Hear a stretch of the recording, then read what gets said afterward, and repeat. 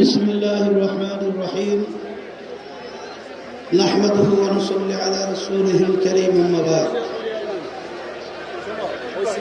أعوذ بالله من الشيطان الرجيم بسم الله الرحمن الرحيم ظهر الفساد في البر والبحر بما كسبت أيدي الناس صدق الله العلي العظيم সবাই দুরূদ শরীফ পড়ি اللهم صل على سيدنا وشفيعنا وحبيبنا ومولانا محمد صلى الله عليه وعلى آله وأصحابه وبارك وسلم।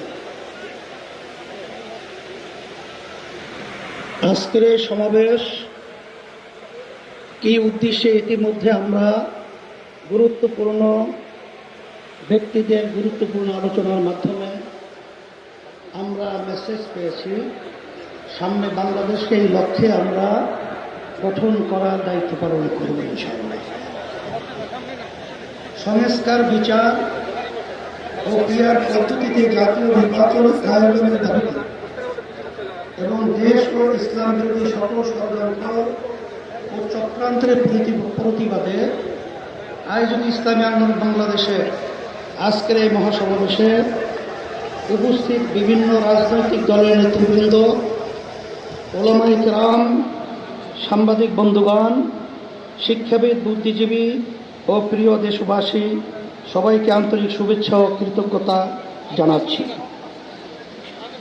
শুরুতেই জুলাই অভ্যুত্থানে জীবন উৎসর্গকারী বীর যোদ্ধাদের স্মরণ করছি। তাদের শোকাহত পরিজনের প্রতি সমবেদনা জ্ঞাপন করছি। আহত ও ক্ষতিগ্রস্ত সকলের প্রতি সম্মান ও কৃতজ্ঞতা জানাচ্ছি। 1957 সাল থেকে শুরু করে 1947 ও 1971 সকল যোদ্ধাদের প্রতি শ্রদ্ধা ও সম্মান প্রদর্শন করছি। ভাইরা আমার, দুর্নীতি, দুঃশাসন মুক্ত, সমৃদ্ধ ও উন্নত রাষ্ট্র নির্মাণের জন্য এ দেশের মানুষ শত শত বছর ধরে আত্মত্যাগ করে যাচ্ছে। সুশাসন প্রতিষ্ঠার জন্য রক্তের নজরানা পেশ করে যাচ্ছে। তার ওই ধারাবাহিকতায় 24 জুলাই, আগস্টে ও আরেকটি গণ অভ্যুত্থান হয়েছে। আমাদের অতীতের আত্মত্যাগ বিফলে গেছে ভুল নীতি এবং অসুস্থ রাজনীতির কারণে। সুতরাং জুলাই অভ্যুত্থানকেও আমরা অতীতের মতো ব্যর্থ হতে দিতে পারি না। আবু সাঈদ ও মুগ্ধরা আমাদের স্মৃতিতে অম্লান হয়ে আছে। আহতরা এখনো ক্ষত বয়ে বেড়াচ্ছে। তাই প্রয়োজনে রাষ্ট্র সংস্কার এখনই করতে হবে। পতিত স্বৈরতন্ত্রের সাথে জড়িতদের বিচার করতে হবে। আরেকটা কথা স্পষ্ট ভাষায় বলে যেতে চাই, পিআর পদ্ধতিতে নির্বাচন আয়োজন করার কোনো বিকল্প নাই। আজকের এই জনসমুদ্র পিআর পদ্ধতি নির্বাচনের পক্ষের জনসমুদ্র। সংগ্রামী দেশবাসী, 1972 সালে রচিত সংবিধান ছিল দেশের মানুষের বড়-বিশ্বাস ও গণ আকাঙ্ক্ষার বিরোধী। সেই সংবিধান রচয়িতাদের স্বাধীন বাংলাদেশের সংবিধান রচনা করার ম্যান্ডেটই ছিল না। তারা ভিন দেশের সংবিধান অনুসরণ করেছিলেন, ফলে যা হওয়ার তাই হয়েছে। কোন ক্ষেত্রে কাঙ্ক্ষিত সমৃদ্ধ ও উন্নতি হয় নাই। রাজনৈতিক সংস্কৃতি কলুষিত হয়েছে। সবচেয়ে ভয়াবহ ব্যাপার হল সংবিধান মেনেই স্বৈরাচার তৈরি হয়েছে। এজন্যই আমরা সংস্কারের প্রশ্নে অটল, অবিচল ও আপোষহীন অবস্থান নিয়েছি। ভাইরা আমার,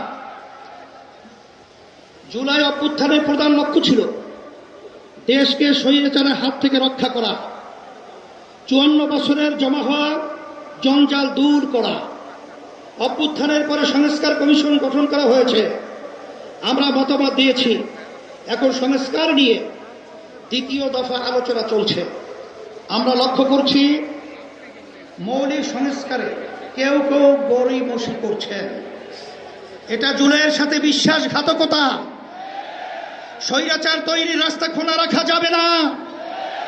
সংস্কার না করে নির্বাচন আয়োজন করে দেশকে আবারও আগের অবস্থায় নিয়ে যাওয়া যাবে না।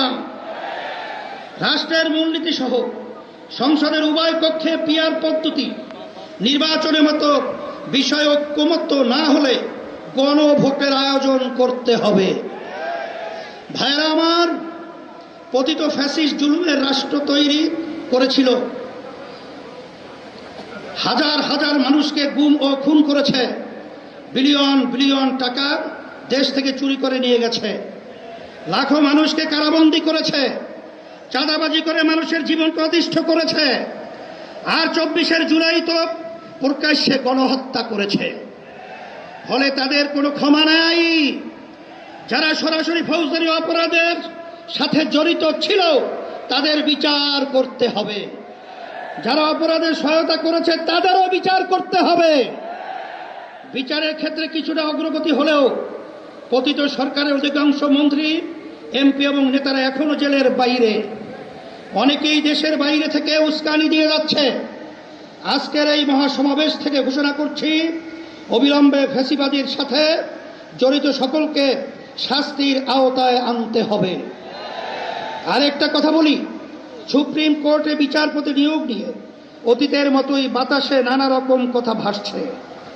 আমরা আমাদের চোখ কান খোলা রেখেছি। যোগ্যদের বাদ দিয়ে যদি তথাকথিত শপথবদ্ধ রাজনীতিবিদদের নিয়োগ দেওয়া হয়, তা কারোই বা কারো জন্যই সুকুমার হবে না। প্রিয় দেশবাসী, দেশের সকল মানুষের ভোটের দাম সমান। কারো ভোট যাতে অবমূল্যায়ন না হয় সেই ব্যবস্থা করতে হবে। তাই আগামী নির্বাচনে সংসদের উভয় কক্ষে অবশ্যই পিআর পদ্ধতিতে নির্বাচন দিতে হবে। যে যার যত শতাংশ ভোট পাবে সংসদে তাদের সেই অনুপাতি আসন থাকবে। এই পদ্ধতিতে রাষ্ট্র পরিচালনায় সকলের মতের প্রতিফলন ঘটবে। কোনো দল জালেম হওয়ার সুযোগ পাবে না। এটা জিনজির দাবি, এটা এখন জনগণের দাবি, দেশের অধিকাংশ রাজনৈতিক দলের দাবি, সকল ধর্মের মানুষের দাবি। আজকের এই মঞ্চ এটা আবারও প্রমাণ করেছে।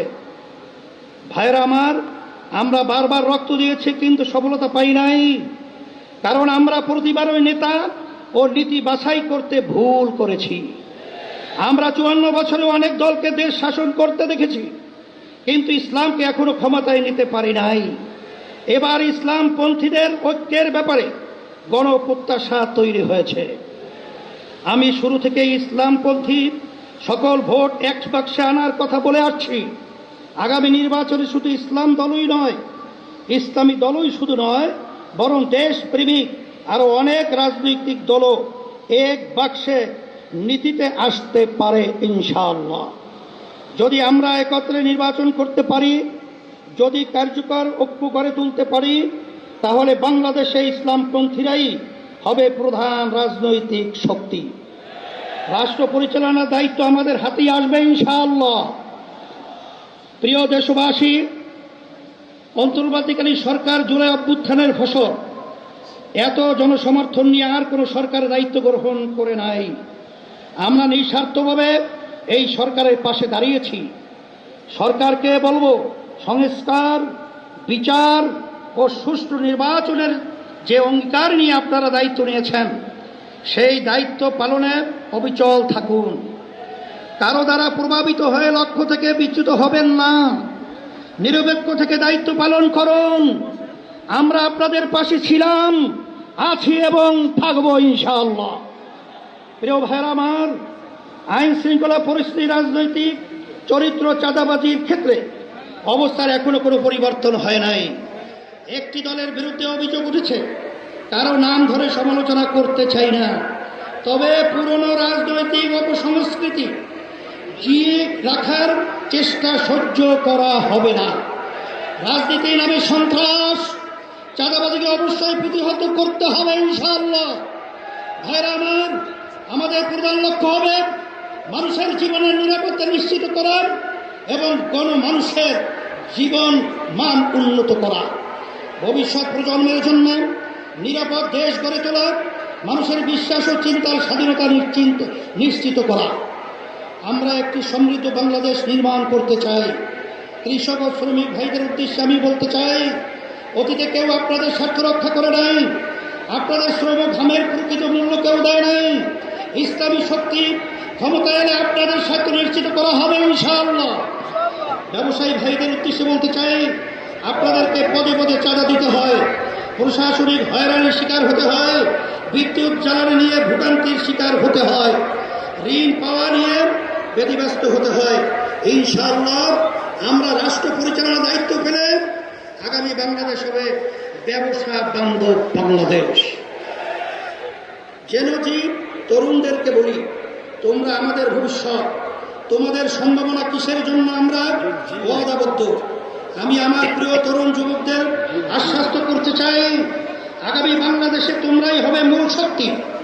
ইসলামী আন্দোলন বাংলাদেশ তার ব্যবস্থা করবে ইনশাআল্লাহ।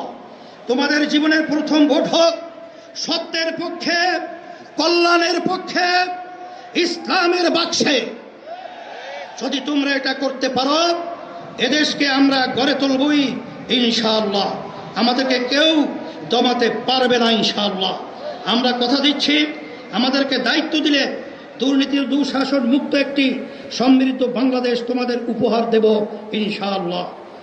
প্রবাসী ভাইদের উদ্দেশ্যে আমি বলতে চাই, আপনারা এদেশের অর্থনীতির অন্যতম প্রধান শক্তি, আপনারা আমাদের প্রেরণা, আপনারা ভিআইপি। আপনাদের উপযুক্ত সম্মান এবং ন্যায্য চাওয়া পাওয়া নিশ্চিত করার জন্য যা যা করার দরকার আমরা তাই করব ইনশাআল্লাহ। সম্মানিত ওলামায়ে কেরাম, আপনারা দেশের শ্রেষ্ঠ সন্তান, অথচ অনেক ক্ষেত্রেই আপনারা অবহেলিত এবং রাষ্ট্রের সুবিধা থেকে বঞ্চিত। আগামী নির্বাচনে আমরা দেশ পরিচালনার দায়িত্ব পেলে ওলামায়ে কেরামদের প্রাপ্য সম্মান ও মর্যাদা নিশ্চিত করব ইনশাআল্লাহ।